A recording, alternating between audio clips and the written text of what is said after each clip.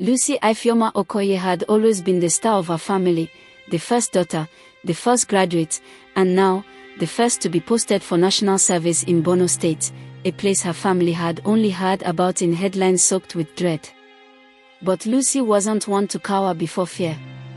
From the moment she received her NYSC call-up letter, she had smiled confidently, packed her bags, and told her mother, "It's just 1 year. I'll be fine." She served her country with devotion, teaching English and civic education at a community secondary school in Gwoza, near the edges of the Sambisa forest. Life there was hard but rewarding. The children adored her, the staff respected her, and the community embraced her like one of their own. She learned to speak a few words in Hausa, shared food with her students, and even helped a local nurse organize free health checkups. People called her Malama Lusha, their own daughter in khaki. Still, the shadows of danger never quite left the horizon. Occasionally, there would be distant gunfire in the night, or whispers of "they came again" in hushed tones at the market. But Lucy, brave and ever optimistic, stayed committed. Her service year flew by. On the morning of her departure, she took photos with the children, hugging them tightly. They cried and clung to her, refusing to let go. She promised to return one day, with books and gifts, and news from the East. Her phone buzzed with messages from friends and family who were excited for her to come home.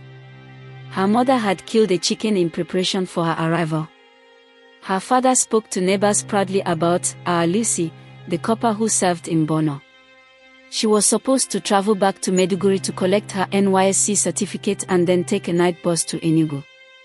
But before that, she had to collect a final clearance letter from the Gwoza local government secretariat. It was a simple trip, one she had made several times before. The road was dangerous, yes, but she had timed it well. She boarded a green Volkswagen commercial van just after midday with 5 other passengers, a school teacher, a nurse, 2 local traders, and a driver everyone called Baba Musa. They set off toward Gwoza, the wind blowing dust over the road, silence hanging heavy in the air. At exactly 5:42 p.m., Lucy sent a voice note to her best friend and fellow corps member, Amoka. "Amoka, I dey road now.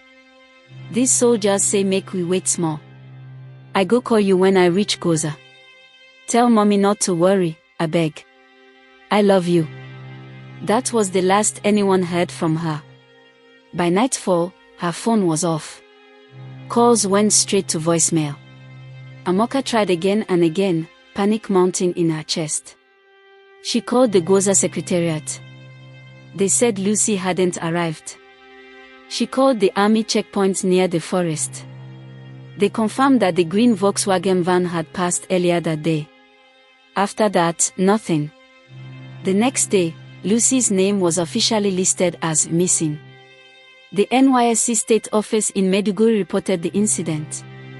The police made a few inquiries. The army began a search operation, combing nearby roads, villages, and even shallow bushes. But there was no sign of the van, the passengers, or any struggle. It was as if they had vanished into the sand. Rumors trickled in from local hunters and vigilantes. A man claimed to have seen a group of women and men being led through a forest path barefoot, with sacks over their heads. He said one of the women was light-skinned and kept crying in a language he didn't understand. The government issued no official statement. No ransom was demanded. No terrorist group claimed responsibility. Back in Nui, Lucy's parents were devastated. Her mother took to her bed, refusing to eat for days. Her father wandered the compound muttering prayers under his breath. Lucy's name became a sacred wound in the community. Some hoped she had run away.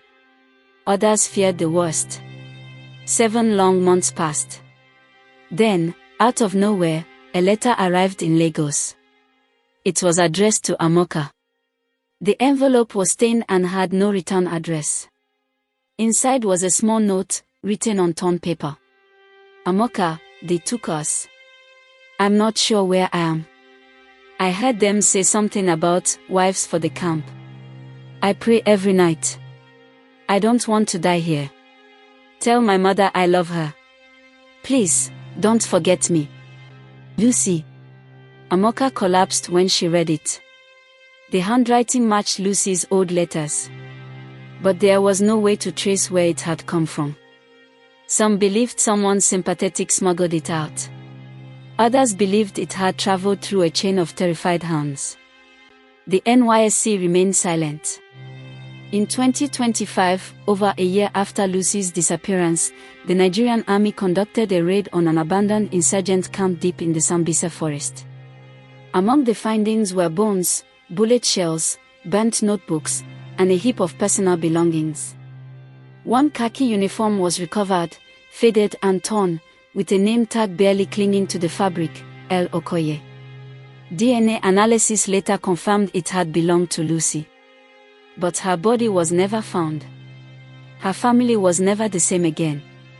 Her mother, now a shadow of the woman she once was, still set a plate at the dinner table every Sunday, just in case Lucy comes home. Her father aged 10 years in too. The villagers said her spirit haunted the air, a gentle presence that visited the school she taught in, protecting the children who still called out for Malemalusha. In 2026, a statue was erected in her memory at her old school in Nui. It depicted her in NYSC uniform, notebook in hand, smiling with her eyes full of hope. Every year, on October 15th, the anniversary of her disappearance, the town holds a candlelight vigil. Students sing her favorite hymns. Women wear white. And as the sun sets, some say they hear a soft voice in the breeze. Tell my mother I love her. Please, don't forget me.